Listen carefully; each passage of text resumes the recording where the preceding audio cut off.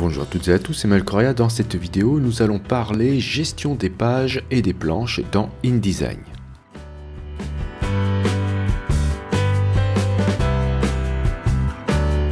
Alors je vais commencer avec un document de type A4, je clique ici dans la page d'accueil de InDesign, comme ça m'ouvre directement un A4 et on va travailler avec ce type de page. Alors là j'ai mon panneau page qui est ouvert, si vous ne l'avez pas ouvert vous pouvez aller dans le menu fenêtre bien sûr et aller choisir page, sinon vous avez un raccourci qui est important à connaître, c'est F12.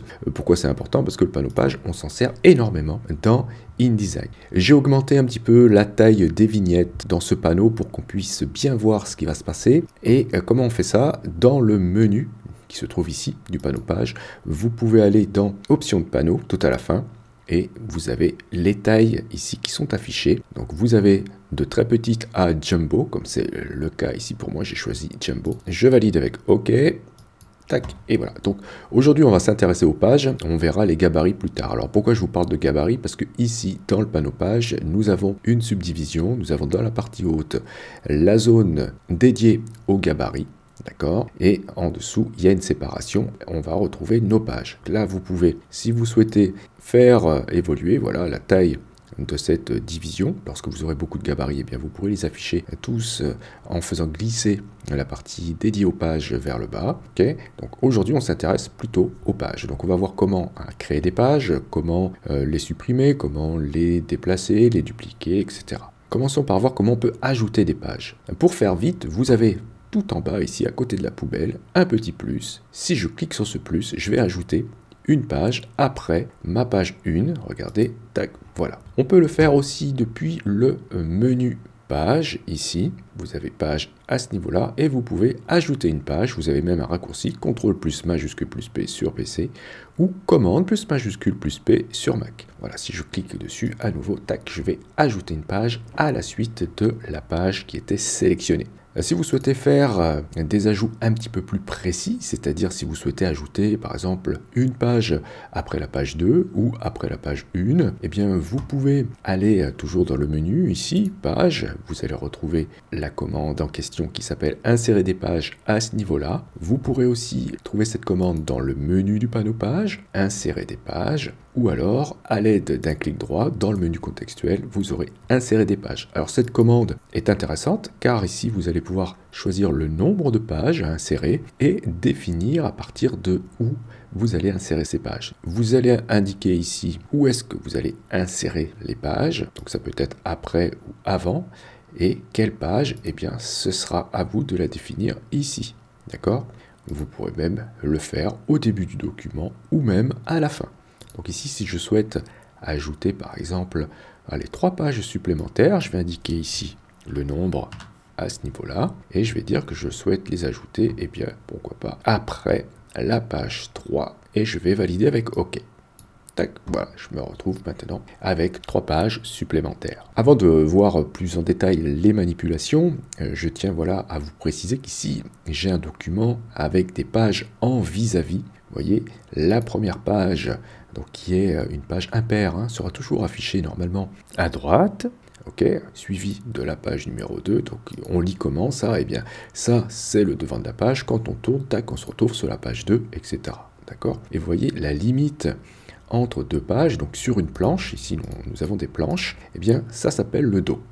Okay. Lorsque vous créez un document, on l'avait vu, on peut choisir d'afficher les pages comme ça, en vis-à-vis, ou bien de les avoir plutôt les unes à la suite des autres. Si on décoche vis-à-vis, je vais vous montrer ça tout de suite. Donc petit rappel, dans le menu fichier, je peux modifier donc, la succession de mes pages en allant dans le menu fichier, bien sûr, format de document, et là je peux décocher page en vis-à-vis, et dans ce cas vous allez voir que là, hop, voilà, j'ai toutes mes pages qui se succèdent les unes à la suite des autres, comme cela. Alors ça serait intéressant lorsque vous souhaitez par exemple faire une publication PDF destinée à la lecture sur un ordinateur par exemple, ou une tablette graphique, peu importe, et non pas destinée à l'impression d'un magazine. Alors dans ce cas, si c'est pour une présentation PDF, il vaudrait peut-être mieux tourner les pages, les avoir plutôt orientées paysage plutôt que portrait, et dans ce cas, vous pouvez aussi le faire depuis le menu fichier, format de document, et là, vous pourrez changer l'orientation en cliquant ici. Vous voyez, vous avez des petites icônes à ce niveau-là.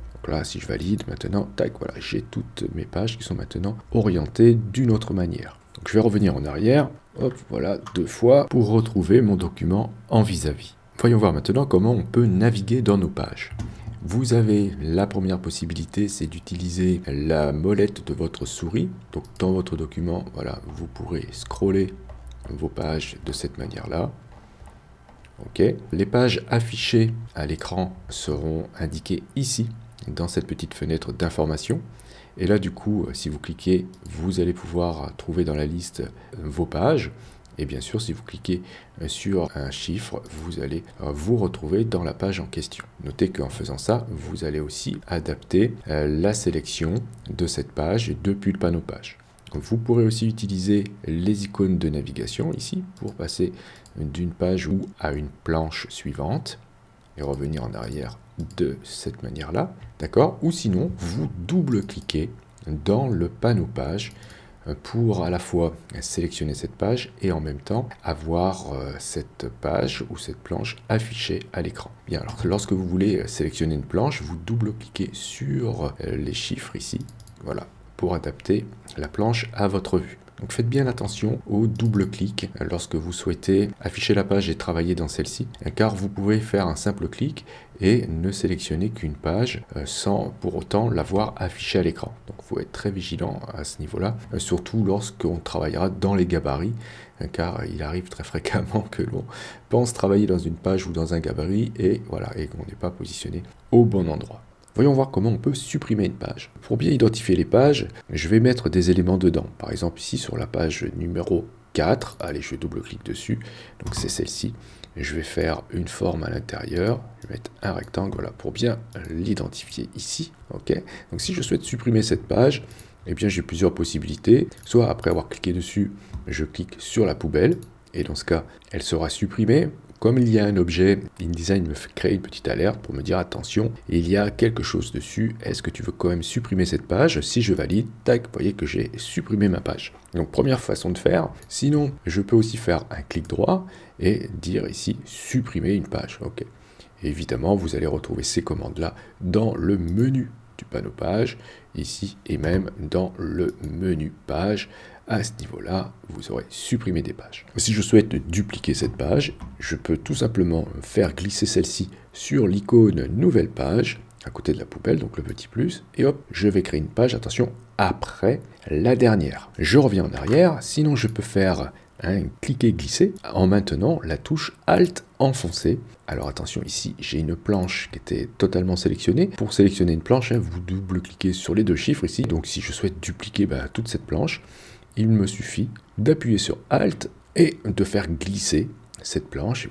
Et là, vous voyez, j'ai ma planche qui a été dupliquée dans un ordre bien précis car on a une réorganisation du document qui est par défaut activée. Alors, je reviens en arrière car je peux vous montrer que l'on peut aussi, bien sûr, depuis le menu du panneau page, choisir de dupliquer la planche. Puisqu'ici, il s'agit d'une planche qui est sélectionnée, bien sûr. Si je double-clique sur une page, j'aurai dupliqué la page. D'accord? Et dans ce cas, si j'active cette commande, tac, exactement de la même manière que lorsque je l'ai glissé sur l'icône petit plus, la page est arrivée à la fin du document. Et je retrouverai évidemment cette commande dans le menu page, au niveau de page, ici, hop, dupliquer la planche. Très bien, donc là, c'est très simple, ce genre de manipulation. Ce qu'il faut voir maintenant, c'est comment on peut déplacer des pages et pourquoi parfois, ça ne fonctionne pas tout à fait comme on le souhaite. Alors pour cela, eh bien, je vais faire d'autres formes. Donc ici, je vais mettre des ellipses avec des formes différentes pour qu'on puisse bien identifier les pages. J'aurais pu mettre des numéros, mais ça va plus vite comme ça. Voilà, donc je vais laisser ces éléments à ce niveau-là, donc juste sur les deux planches, et on va voir comment on peut déplacer nos pages. Donc je vais prendre ici la page numéro 3, et je vais la faire glisser sur la planche en dessous. Donc notez que j'ai un trait noir lorsque je suis à l'intérieur d'une planche et j'ai un trait fin qui apparaît lorsque je suis à l'extérieur de la planche. Donc si je fais glisser ma page 3 donc à ce niveau-là, eh bien je vais tout simplement remplacer la page 4 qui contient donc un rectangle et faire une réorganisation à partir de ça. Regardez, tac, voilà. Vous voyez, le rectangle a pris la place de la page qui s'est déplacée ici, et celle qui était avant a glissé, bien sûr, pour occuper la place du rectangle. Donc je reviens en arrière pour vous montrer. Tac, donc j'ai fait glisser cette page ici. Donc, je ne remplace pas cette page, je fais juste un glissement, et il y a une réorganisation qui s'opère. Si je fais glisser la page entre les deux, ici, je vais du coup mettre cette page 3 à la place de la page 4, tac, et le rectangle, bien sûr, prend sa place. Donc là, il n'y a que 2 pages qui ont été déplacées, alors que tout à l'heure, au final, il y en a eu 3. Alors pourquoi ça fonctionne de cette manière-là? C'est parce que par défaut, on a une réorganisation des pages du document qui est effectuée par InDesign, et cela est géré par une option que vous trouvez dans le menu du panneau page à ce niveau-là. Vous voyez, on a 2 options qui sont cochées ici. On a une autorisation de la réorganisation des pages du document et une autorisation de la réorganisation de la planche sélectionnée. Donc si je décoche ici l'option autoriser la réorganisation des pages du document, je vais pouvoir faire ceci. Regardez, je souhaiterais que cette page-là soit à la suite ici de cette planche. Pourquoi? Par exemple, pour faire un îlot. Donc je peux faire glisser du coup maintenant ma page. Donc vous voyez ici, j'ai un petit trait, voyez, qui me permet du coup de rester. Hein, là j'ai le grand trait, tac, qui me permet de faire cela. Donc je crée une page supplémentaire à l'extérieur, mais vous voyez, j'ai pas une réorganisation qui s'est effectuée. Je reviens en arrière parce que c'est pas ce que je voulais faire. Si je me mets à ce niveau-là, j'attends le petit trait et non pas le grand, celui-ci, d'accord, tac. Et lorsque je vais lâcher le clic, tac, je vais me retrouver avec une page à la suite de l'autre ici. Donc je me retrouve bien maintenant avec 3 pages dans ma planche et notez qu'ici, rien n'a remplacé le départ de cette page. Donc il faut faire attention à ça parce qu'ici, il faut quand même garder une certaine logique dans la suite des pages. Ici, pour être logique, ça serait bien aussi d'avoir un nombre de paires pair, puisque le verso de cette page se trouve ici. Donc ça serait bien que celle-ci soit aussi dans cet îlot. Et lorsque je fais ça, tac, je peux le faire. Alors là, pour être logique, il faudrait que j'ajoute une page supplémentaire ici. Donc je peux le faire en sélectionnant cette page et en cliquant ensuite sur le petit plus. Voilà, pour équilibrer l'ensemble. Bien sûr, je peux aussi dire que cette page-là est plutôt à ce niveau-là, voilà, pour équilibrer aussi ma planche. Alors, une fois que j'ai fait ça, je peux aussi décider d'annuler l'autorisation de la réorganisation de la planche sélectionnée, ce qui me permettra bien, de mettre mes pages comme je le souhaite à l'intérieur de cette planche. Par contre, une fois que je vais réactiver l'autorisation de la réorganisation des pages du document, je vais me retrouver avec maintenant la planche. Vous voyez, vous avez les chiffres ici, des numéros de pages entre 4 et 7 qui sont entourés avec des crochets. Voilà, là ça signifie qu'on a créé un îlot. Et ensuite, après ça, je pourrais continuer à ajouter des pages puisque j'ai à nouveau activé la réorganisation. Donc lorsque vous voyez que ça ne fonctionne pas correctement au niveau des glissements, c'est que forcément vous avez l'option autoriser la réorganisation des pages du document qui est activée, mais il faudra penser à toujours garder une logique du cheminement de vos pages. Bien alors de temps en temps, vous aurez peut-être envie de voir vos pages orientées d'une autre manière, juste pour la lecture. Par exemple, la première page ici, voilà, dans laquelle il pourrait se trouver, je sais pas, normalement c'est la page de couverture, on est bien d'accord, mais si je mets des éléments que j'ai envie de voir dans ce sens, peut-être que c'est un calendrier, peut-être que c'est une grille, peut-être que peu importe, mais j'aimerais le voir temporairement bien orienté sur mon écran. Je peux me rendre dans le menu du panneau page, attribut de page, et ici, à affichage avec rotation de la planche, je peux choisir une rotation de celle-ci. Donc ici c'est une page, c'est pas une planche, mais c'est pas grave. J'ai bien la page qui est tournée, d'accord, mais elle n'est pas tournée physiquement. Hein. Lorsque je vais générer un PDF ou si j'imprime à partir de là, ce sera dans le bon sens. Et notez ici, dans le panneau page, qu'on a une petite icône qui nous indique que cette page est tournée pour juste être vue comme ça à l'écran.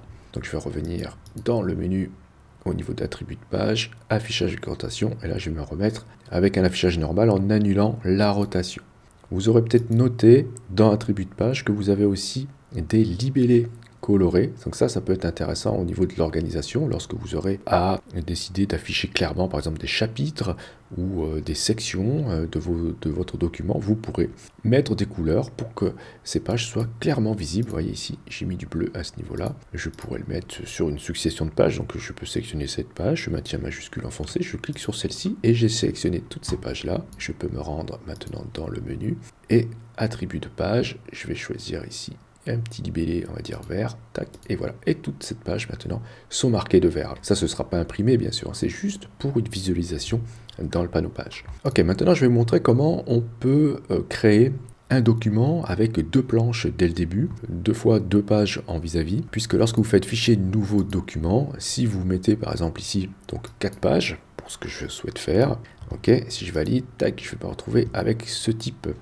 d'affichage. Et moi, par exemple, ici, si je souhaite faire un document qui est un document de type A3, par exemple, plié en deux, je peux le faire donc avec 2 A4, mais du coup, cette présentation ne me plaît pas.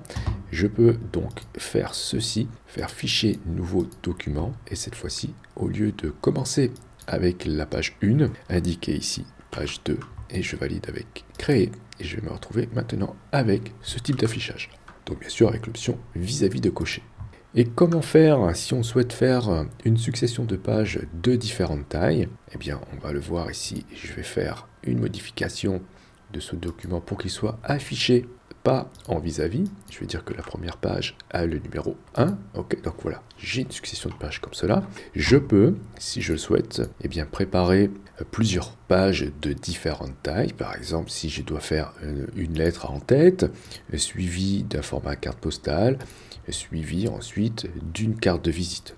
Eh bien, je vais sélectionner la page en question, ici la numéro 2 par exemple. Je vais aller chercher l'outil ici, page, hein, majuscule plus P si vous voulez, et vous avez ensuite dans la barre de contrôle ici des formats que vous allez pouvoir choisir. Par exemple ici format lettre, hop, voilà. Ou bien vous pourrez aller toujours dans cette liste ici, cliquer sur personnaliser. Vous rentrez un nom pour ce format et vous allez choisir ici la taille en largeur et en hauteur de votre document.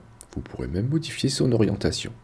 Vous pourrez aussi le faire rapidement si vous le souhaitez. Donc je vais le faire sur la page numéro 3. Depuis le panneau page, tout en bas, ici à côté du petit plus, vous allez retrouver donc les options que l'on avait dans la barre de contrôle à ce niveau-là. D'accord, si je mets 2000 lettres, tac, voilà, maintenant on peut dézoomer et voir qu'on a des pages avec des tailles différentes. Donc voilà pour cette petite introduction au panneau page. On va y passer pas mal de temps lors des prochaines vidéos et vous allez voir qu'on peut encore faire plein d'autres choses dans ce panneau. Je vous remercie d'avoir suivi cette vidéo. Si vous avez des questions, comme d'habitude, n'hésitez pas à le faire dans les commentaires.